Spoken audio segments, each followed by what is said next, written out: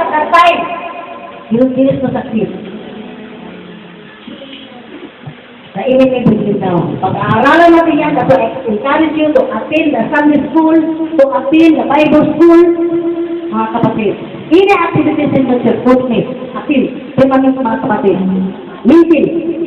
We doing that not for people, for the pastor, we doing that for the Lord. Hallelujah. That's it only mga kapatid. Announcement.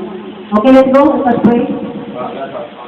Praise God, praise God, praise God. Hallelujah. Before we start, I will call our sister that you and some information to give, and after that, we will make a hand to prayer today.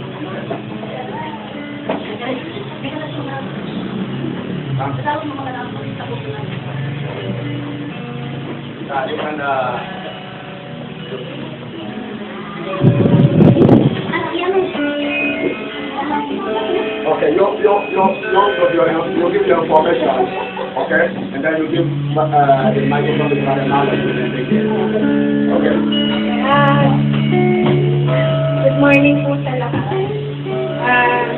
Pwede po maupo muna kayo. Sit down, mga kapatid. Let's just sit first.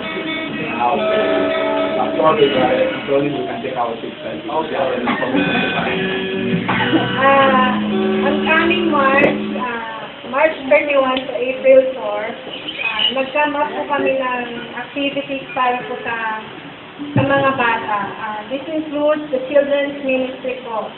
So we are encouraging the parents, the guardians, to please allow your children to be with us on the same day bago po kayo magbakasyon. Sana po, mauna po muna sa amin sila magbakasyon bago po sa kanya-kanya nating destinasyon.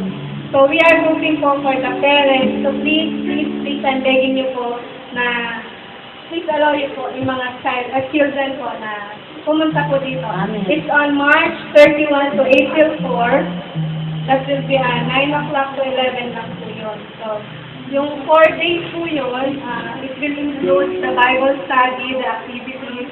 Lahat po mag-enjoy naman po sila eh. So, may merienda din po, wala pong problema sa merienda. So, ang kailangan lang po namin yung mga bata. And,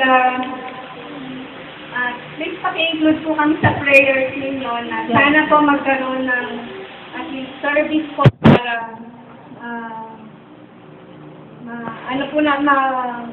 masundo at hatid po namin yung mga bata para po sa oras na at araw na po yun. And then, one more thing po, kung sino po yung may mga extra, may mga used na color, used na art materials po, yung pwede pa po namin magamit.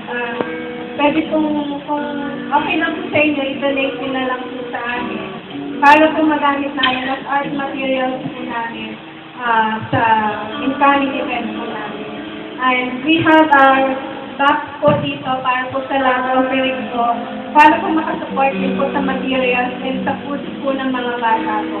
So, sana po, I'm begging you po and please help us for these children po. Kasi ang sabi po sa Proverbs 22:6, train up your child the way he should go, and when he gets old, he will not depart from it. So, ako po, laking Sunday school po ako, laking BBB school po ako.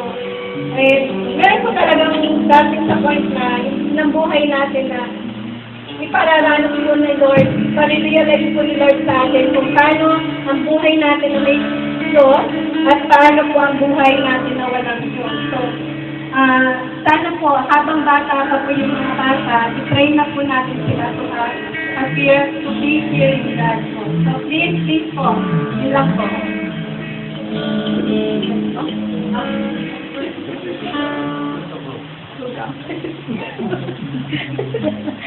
Ay, kung lahat ay... Tayo? Ako ba rin lalo na? Sa nga pong